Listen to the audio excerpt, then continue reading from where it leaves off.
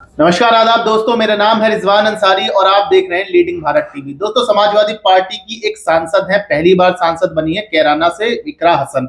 इकरा हसन जो है लगातार सुर्खियों में बनी हुई है। जब से वो सांसद चुनी गई हैं उसी के बाद से वो समाजवादी पार्टी के भीतर खासी सक्रिय हैं और खासी वो सुर्खियां बटोर रही हैं। एक बार फिर इकरा हसन जो है इस बार सुर्खियों में आ गई हैं।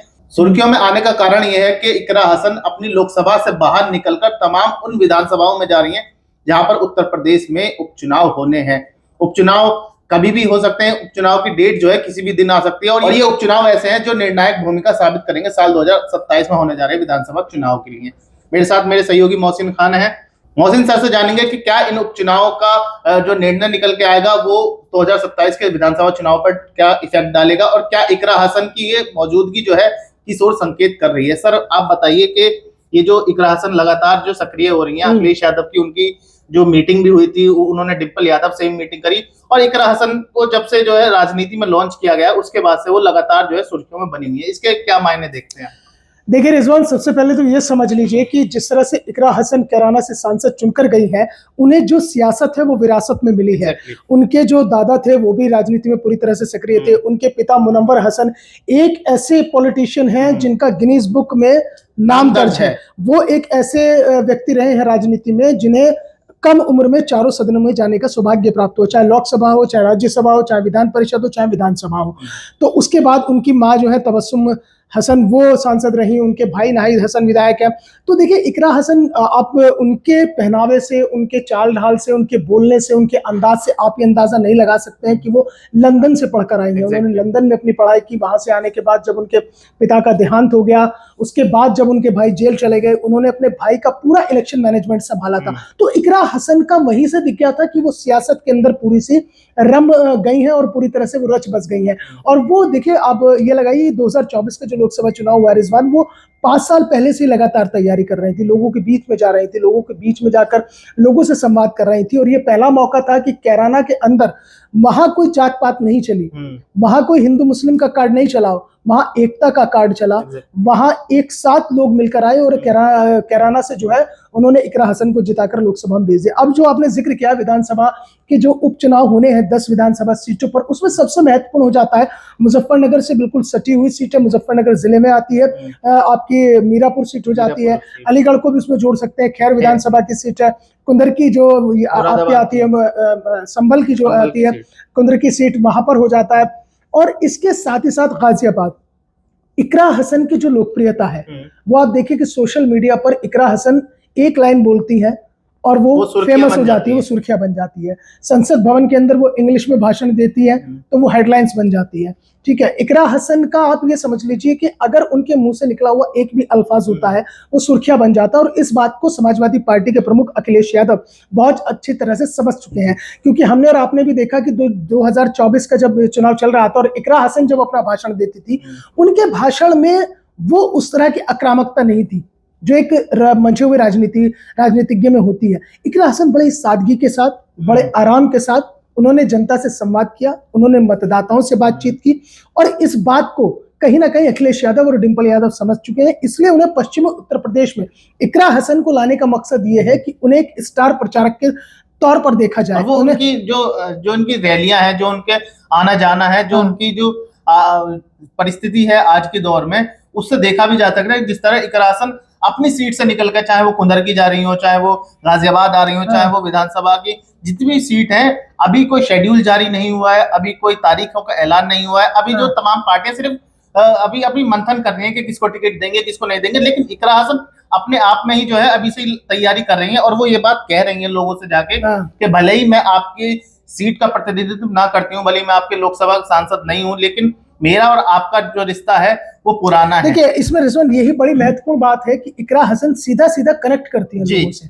उनकी सबसे बड़ी खासियत ये है, और वो जिस भी विधानसभा में भी पहुंच रही हैं, लोगों से संवाद कर रहे हैं। चूंकि अभी विधानसभा उपचुनाव की तारीखों का ऐलान नहीं हुआ है तो अभी से तैयारियां की जा रही हैं। तमाम राजनीतिक दल इसे प्रतिष्ठा का प्रश्न बनाए हुए हैं, खासतौर से समाजवादी पार्टी और भारतीय जनता पार्टी। आप ये मानकर चलिए कि इसे 2027 के सेमीफाइनल के रूप में देखा जा रहा है। और खासतौर से अगर हम बात करते हैं अयोध्या की, जहां पर भगवान श्री राम का भव्य मंदिर बना, तो उम्मीद थी कि अयोध्या भारतीय जनता पार्टी जीतेगी, लेकिन समाजवादी पार्टी के वहां से अवधेश प्रसाद जीत कर पहुंच गए तो जो मिल्कीपुर विधानसभा सीट खाली हुई है वो बड़ी महत्वपूर्ण हो जाती है, वो एक प्रतिष्ठा का प्रश्न बनी हुई है। लेकिन हम यहाँ बात पश्चिमी उत्तर प्रदेश की कर रहे हैं, क्योंकि इकरा हसन ने जो 2024 के अपने चुनाव प्रचार के दौरान जो तमाम टैक्ट अपनाए थे, जो जिस तरह से उन्होंने लोगों के साथ कनेक्ट किया था, मतदाताओं से सीधा संवाद किया था, उसी तरह की वो रणनीति कहीं ना कहीं उनकी जो कुंदरकी में है, खैर में है, गाजियाबाद में है और इसके साथ ही साथ मीरापुर में है।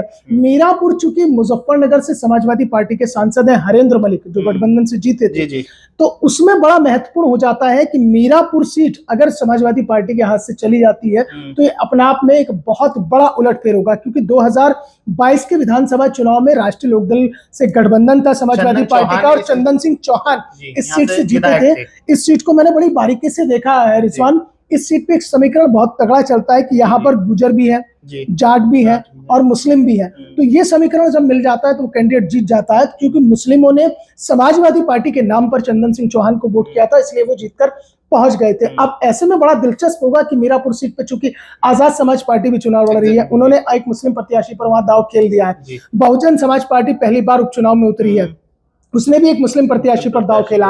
अब महत्वपूर्ण यह होगा कि भारतीय जनता पार्टी किसे उम्मीदवार बनाती है और समाजवादी पार्टी और कांग्रेस गठबंधन से मीरापुर सीट पर कौन प्रत्याशी होता है, यह बड़ा महत्वपूर्ण होगा। अगर मुस्लिम कैंडिडेट आ जाता है तो वहां वोटों का ध्रुवीकरण हो सकता है। आप ये समझ लीजिए कि आजाद समाज पार्टी, बहुजन समाज पार्टी और कांग्रेस और समाजवादी पार्टी, अगर मुस्लिम वोटों में का ध्रुवीकरण होता है, मुस्लिम मतों में बिखराव होता है, तो भारतीय जनता पार्टी और राष्ट्रीय लोकदल के लिए आसानी हो जाएगी। क्योंकि माना यह जा रहा है कि मीरापुर सीट से राष्ट्रीय लोकदल का ही कोई कैंडिडेट हो सकता है गठबंधन में और ये रालोद के कोटे में जा सकती है सीट, क्योंकि अगर ये मतों का वो रालोद से था। अगर चंदन चौहान अभी जो सांसद बन गए हैं तो बड़ा महत्वपूर्ण हो जाएगा कि अगर मुस्लिम मतों में बिखराव होता है तो भारतीय जनता पार्टी को उसका सीधा सीधा फायदा मिल सकता है।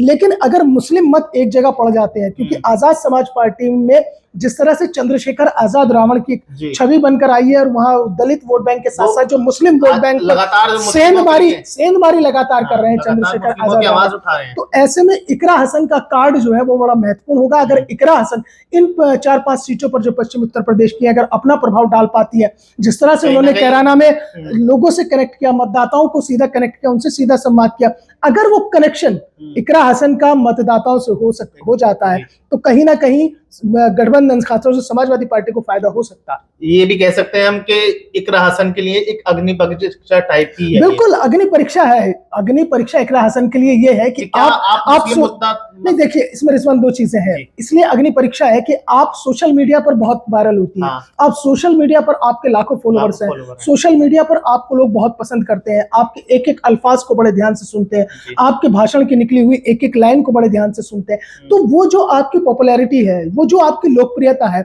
आप उसे दूसरी विधानसभा में अपनी आपको लोकसभा छोड़कर आप दूसरे लोकसभा क्षेत्र की उन विधानसभाओं पर जहां पर उपचुनाव होने हैं, आप वहां कितना असर डाल पाती है, ये आपके लिए अग्नि परीक्षा होगी। अगर इकरा हसन इस एग्जाम में पास हो जाती है तो ये मानकर चलिए रिजवान कि समाजवादी पार्टी के खेमे में एक और स्टार प्रचारक बढ़ जाएगा। और खासकर पश्चिमी उत्तर प्रदेश में, जहां पर अभी समाजवादी पार्टी के बहुत कम ही नेता, बड़े नेता माने जाते हैं। मुनव्वर हसन थे लेकिन अब उनकी डेथ हो गई, अब उनकी बेटी इकरा हसन आ गई। तो सर ये बताइए कि अब जो अखिलेश यादव की मीटिंग हुई है इकरा हसन से, डिंपल यादव की मीटिंग हुई है, उन्होंने उनको क्या जिम्मेदारी दी है कि आप जाइए और आप अपनी सीटों का प्रभार संभालिए? अभी औपचारिक ऐलान भले ही ना हुआ। देखिए निश्चित तौर से जब आप कहीं ग्राउंड से उठकर किसी भी चीज की तैयारी करते हैं तो उसका रिजल्ट आपको मिलता है। मैंने शुरुआत में जिक्र किया था कि 2024 के चुनाव से 5 साल पहले इकरा हसन ने कैराना का एक गांव छान मारा था और उन्हें वो एक्सपीरियंस मिला था अपने भाई के विधानसभा चुनाव से, क्योंकि नाहिद हसन को जेल हो गई थी और जेल से उन्होंने चुनाव लड़ा था। और ऐसे में इकरा हसन ने एक न केवल बहन की जिम्मेदारी बल्कि एक इलेक्शन मैनेजमेंट को इस तरह से संभाला था कि जिस तरह से कोई राजनीति का मंझा हुआ कोई खिलाड़ी होता है। उसी टाइम सुर्खियों में आई थी, लंदन से पढ़ाई करके वापस लौटी थी। और अब आप देखेंगे इकरा हसन को सिर से उनके कभी पल्लू नहीं हटता है, बेहद सादगी के साथ चलती है।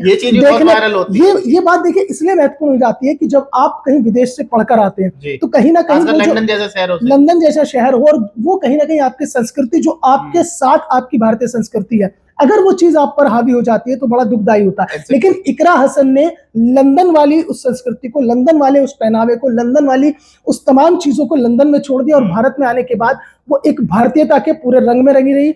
और आज भी आप देखेंगे जब भी इकरा हसन लोकसभा से निकलते हुए देखें या किसी लोकसभा क्षेत्र में जाए, किसी विधानसभा क्षेत्र में जाए, सिर पे हमेशा उनके पल्लू रहता है। और ये चीज बड़ी वायरल होती है, क्योंकि देखिए भारतीय संस्कृति और सभ्यता में ये कहा जाता है कि जो आपकी सांस्कृतिक विरासत आपको मिली है, अगर आप उसे संजोकर उसे संभाल कर रखते हैं तो निश्चित रूप से जो आपका किरदार है वो किरदार बहुत बड़ा हो जाता है, और किरदार का ही सब खेल होता है। राजनीति में अगर आप उस राजनीतिक दलदल में अपने किरदार को पाक साफ रख पाते हैं, अपने किरदार के जरिए आप एक कामयाबी की ऐसी इबारत को लिख देते हैं कि जो आगे चलकर मील का पत्थर साबित हो जाए। और इकरा हसन उसमें कैराना लोकसभा तक में कामयाब हुई है। उसी किरदार की बदौलत अखिलेश यादव और डिंपल यादव शायद इकरा हसन को इन 5 कम से कम जो विधानसभा की सीटें हैं जहां पर उपचुनाव होना है, वहां पर उन्हें वो एक एक्सपेरिमेंट के तौर पर देख रहे हैं। अगर ये कामयाबी कहीं मिलती है, क्योंकि अगर आप अभी से जाकर शुरुआत करेंगे और अपने लोगों में जाकर इकरा हसन का, जैसे मैंने कहा ना शुरू में कि उनका जो कनेक्शन है वो सीधा जो कनेक्ट करती है। अभी मैं आपसे बात कर रहा हूँ, अगर मैं आपसे बहुत आराम से बात करूं, आपको अपनी बात समझा सकूं, तो यकीनी तौर पर आप मेरे फैन हो जाएंगे, आप मेरे मुरीद हो जाएंगे, बिल्कुल आप मेरे मुरीद हो जाएंगे। वो क्वालिटी इकरा हसन में है। और एक मतदाता को, एक जनता को यही चाहिए कि आप उसके, भले ही आप उसका दुख दर्द दूर ना कर सके, ये होता है कि आप किसी का दुख या दर्द दूर नहीं कर सकते, लेकिन आप इतनी मीठी बात करते थे कि उसे ये एहसास हो जाए कि उसका दुख दर्द दूर हो रहा है। कहावत भी कही जाती है, अगर आप गुड़ ना दे गुड़ से गुड़ जैसी बात कर दे, तो वो चीजें हैं। इकरा हसन ने उन्हें ग्राउंड पर उतारा है और उन्हें इकरा हसन ग्राउंड पर उतार रही है, लगातार लोगों के बीच में है। तो वो जो उनके लोगों के बीच में उनकी जो लोकप्रियता है, वो खास तौर से भले खैर गाजियाबाद और कुंदरकी की अगर हम इनको साइडलाइन कर दें, लेकिन महत्वपूर्ण समाजवादी पार्टी के लिए मीरापुर सीट बहुत महत्वपूर्ण है, क्योंकि उनके लोकसभा क्षेत्र मुजफ्फरनगर कैराना से सटी हुई है। उसके अलावा सबसे महत्वपूर्ण मैंने बताया ना कि मुजफ्फरनगर लोकसभा, जहां पर समाजवादी पार्टी के सांसद हैं हरेंद्र मलिक, उनकी सीट की ये हिस्सा है। एक दिलचस्प बात ये भी है, जब मुनव्वर हसन जब विधायक थे, जो उनकी डेथ हुई थी, वो उस समय उसी सीट से विधायक भी थे। बिल्कुल, देखिए मीरापुर के साथ कनेक्शन, देखिए इकरा हसन को कनेक्शन जोड़ने की या कनेक्शन बताने की कोई जरूरत नहीं है। वो जहां भी जाती हैं उन्हें पता है कि किस इलाके में उनके पिताजी का प्रभाव था, किस इलाके में प्रभाव नहीं था, अगर कहीं कम भी था तो वो आज भी जाकर कहीं उनका, अभी मैं परसों उनका एक भाषण देख रहा था, वो कैराना में किसी जगह पे थी, तो छोटा कार्यक्रम था, आयोजकों ने कहा कि छोटा कार्यक्रम है और आप आइए, तो उन्होंने वो उस तरह से कनेक्शन किया कि नहीं, आप मेरे पिताजी के साथ हो, मेरे पिता तुल्य हो, आप मेरे पिता जैसे हो। और कार्यक्रम कोई छोटा बड़ा नहीं होता, इंसान का मन होना चाहिए, और आप इससे भी छोटा कार्यक्रम करेंगे, मैं उसमें भी आऊंगी। तो ये चीजें जो मुनव्वर हसन के अंदर थी, वो क्वालिटी कहीं ना कहीं उनमें जो है नाहिद हसन में भी है। नाहिद हसन थोड़ा सा फायरी हो जाते हैं, थोड़ा आक्रामक हो जाता है वो, ठीक है। देखिए हर जगह 2 चीजें होती हैं, एक गरम दल होता है, एक नरम दल होता है, ठीक है ना। तो वो नाहिद हसन एक तरफ फायरी होते हैं, उसी चीज को मैंने जो है वो इकरा हसन कर लेती है, सादगी के साथ कर लेती है। तो कुल मिलाकर एक बड़ी जिम्मेदारी इकरा हसन के कंधों पर है। और देखना यही दिलचस्प होगा कि इकरा हसन अपनी सादगी से, अपनी उस बातचीत के लहजे से, और जो उन्हें सलाहियत मिली है, उस सलाहियत के साथ वो सियासत के रास्ते पर चलते हुए इस सियासी पारी में जो उपचुनाव की होने वाली है, वो किस तरह की बल्लेबाजी करेगी, उस पर बहुत कुछ निर्भर करेगा। और इसके बाद ही इकरा हसन का आगे का भविष्य तय होगा। भविष्य तय संगठन के तौर पर मैं बात कर रहा हूं, सियासत में तो वो रम बस गई हैं और सांसद भी बन गई है, संगठन के तौर पर भी एक बड़ी जिम्मेदारी इकरा हसन के कंधों पर आ सकती है। लेकिन वो सब चुनावी नतीजे आने के बाद, और इकरा हसन को लेकर जिस तरह से लगातार चर्चाएं हैं तमाम विधानसभा की उन सीटों पर जहां उपचुनाव होने हैं, अगर इकरा हसन का एक कार्ड चल जाता है तो नतीजे पलट भी सकते हैं, यकीनन पलट सकते हैं। बाकी इस तरह की तमाम वीडियोस को देखने के लिए आप हमारे चैनल लीडिंग भारत टीवी को जरूर सब्सक्राइब कर लीजिए। हम मिलते हैं आपसे अगली वीडियो में। जय हिंद।